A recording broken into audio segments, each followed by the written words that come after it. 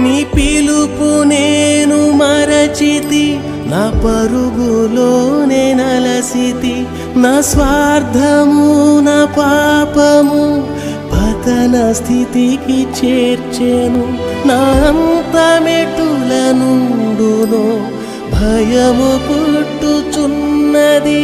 దేవా నన్ను మన్నించుము, నా బ్రతుకు మార్చుము. యేసుని చేతికి ఇక లొంగిపోదును. విశేషముగా రూపించుము నా శేష జీవితం. నా బ్రతుకు దినములు లెక్కింప నేర్పుము. దేవాయి భువిని వీడు గడియ నాకు చూపుము. ఇంకొంత